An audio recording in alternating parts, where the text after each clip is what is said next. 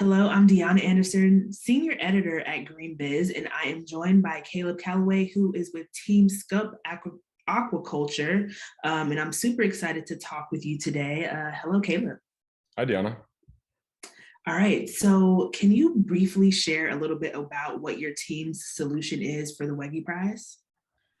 Sure. So way back when we started this project, one of the things we noticed was that ocean health and the health of ocean industries are really closely linked.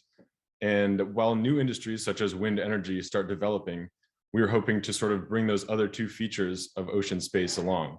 So our multi-purpose platform solution essentially allows wind farm sites to also be used for traditional aquaculture and other purposes that will basically help promote the health of the ecosystem and the health of more traditional businesses offshore. Got it. So one of the things that I was curious about is like, who is the intended user for this innovation that you all are developing? That's a great question. So we've been working really closely with a lot of our local stakeholders. So those include shell fishermen such as American Mussel Harvesters, a local harvester and distributor in our area. So basically the people who are going out there and harvesting those shellfish, or in later stages of our project, the kelp, are really the ones who are hoping to have a really solid benefit from this. With that being said, the wind farms are also a really significant part of our project. So we're working hard to make sure that they have the most benefit possible out of this arrangement. So those being our two main stakeholders, there are also a ton of users in the ocean space. And by consolidating all these uses to the minimum area possible, we hope to impact everything as to the minimal amount, basically. Got it. So what inspired your team to actually tackle this challenge in your area? Yeah, so when we started the project, we were really thinking locally.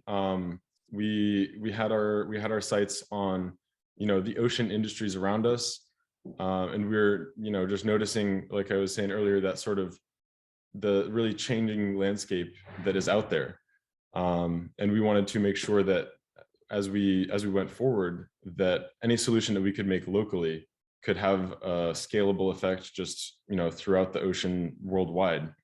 And we see the sort of the tipping point of a lot of sustainable activity happening right offshore. Got it. So you mentioned mussels, you mentioned kelp. Those are examples of the untapped zero waste resources that are inputs for your technological innovation. But can you explain more about what it actually means to be a zero waste input?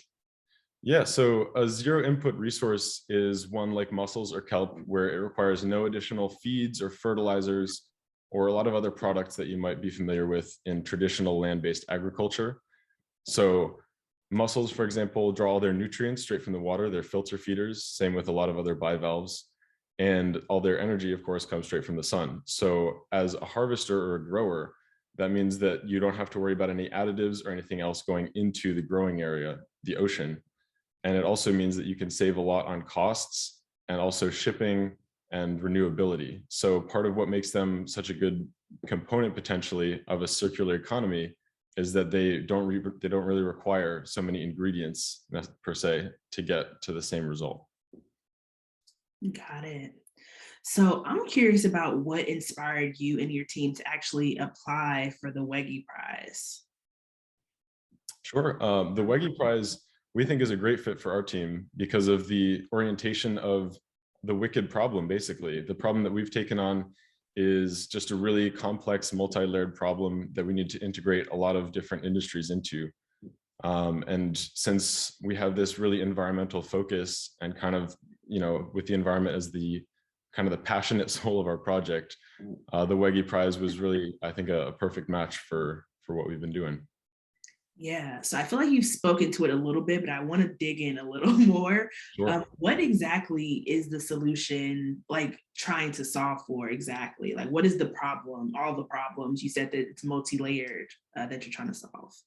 Sure. Yeah. So just to scratch the surface, even aquaculture as an industry is one that is called on more and more as we, change the way we consume food and come up with those food products. But at the same time, it's also growing much too slowly compared to that growing demand.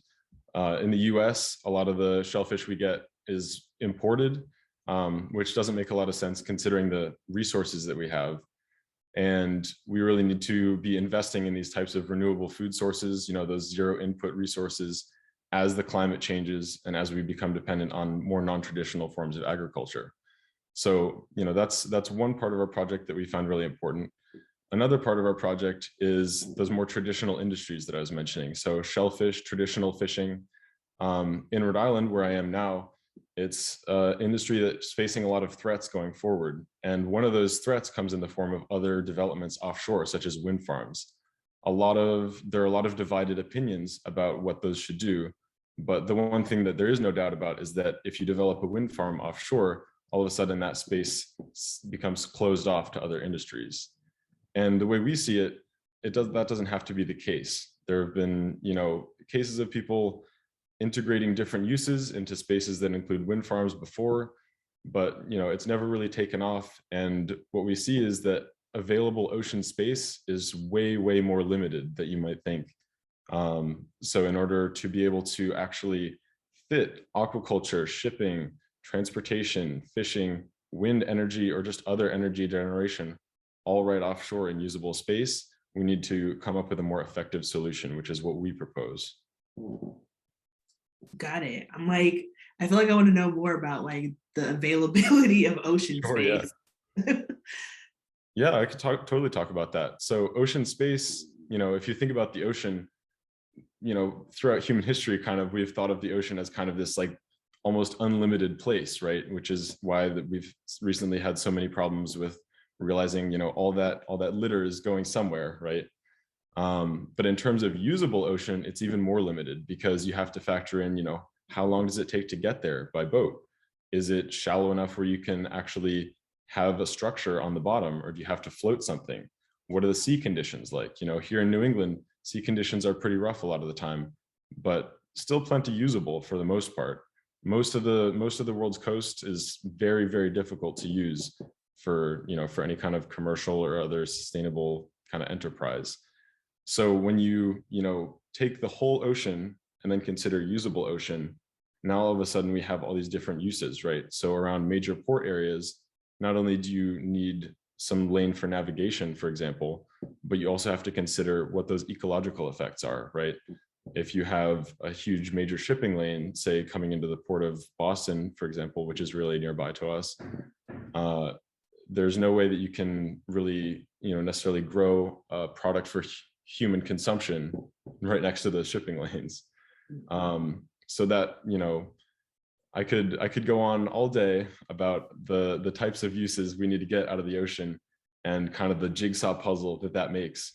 But basically, the way we are using the ocean now is just everything that needs to get done is in its own little patch of ocean space. When in fact, we could really be sort of stacking these uses to make a much better use of our resources. Wow, that is really interesting. I feel like I'm fascinated by the ocean because I know so little about it. I think that's true of a lot of people. So I look forward to seeing how you all actually figure that out and how more people actually figure out what we need to be doing there. Can you share a little bit about what you have been finding most valuable about kind of figuring out what exactly it is that SCUP Aquaculture is going to do as it relates to the Wege Prize? So how have you been kind of changing and adjusting your solution through this process? Sure. So our solution is really, the idea of, or the Wege Prize idea of the circular economy is in a way, part of the lifeblood of our project, in that, we want to sort of reduce these we want to rather increase these cycles and reduce the sort of linear chains that happen throughout basically food production in general.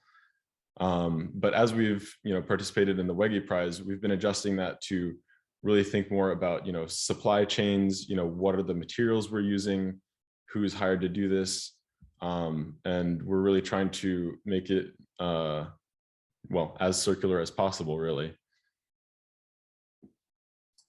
Awesome. So if you all were to win the prize, or one of the prizes rather, how would you use the money to kind of scale your solution or make sure that it like actually comes to the market? Sure. Yeah, so the phase of the project that we're in is, right at the sort of the beginning part of our prototyping phase. So at this stage, we're really starting to build out our solution, getting things in the water, executing real life tests as much as possible. So, of the funding that we have available really is allocated for, making things first of all, but also how we can actually, put those things out, measure those, measure results that we get, um, and really just make sure that the physical basis really for our system is going to be solid. And then along the way, of course, we need to make sure that we have the voices that are going to be so important for our project. So a lot of those so far have been really helpful as mentors, just as consultants. We make a lot of phone calls. But as we move forward, we also are going to need some more, hired personnel potentially. So people who can help us more specifically with aspects of permitting, navigating the federal law, a lot of those fun tasks that are really on our horizon. So there are a whole bunch of directions that we need to focus on with funding. But prototyping is our big one for this stage. Awesome. So I feel like we are coming to the end of our conversation, but is there anything that you feel like we haven't talked about with SCUP Aquaculture's solution that you think is important for listeners or watchers to know? I think the main thing is that our project is really for the people using it. Throughout our whole project, we've been in really close contact with so many people in the ocean business that have been so helpful to us. So I'd like to extend a broad thank you to all of those people, because the input of everyone in our New England community has really made this project what it is, and that input is really kind of the core of our whole mission. Totally. I mean, I think when it comes to solving wicked problems, it definitely takes a lot of people. So I think it's great that you're shouting out all the folks who are helping you all actually see this come to fruition. Yeah. And I look forward to seeing how it plays out once the Wege Prize actually happens next month, or later this month, rather. Yeah, indeed. Yeah, good luck. Yeah, thank you. I'm really excited to see what the other teams are going to show us.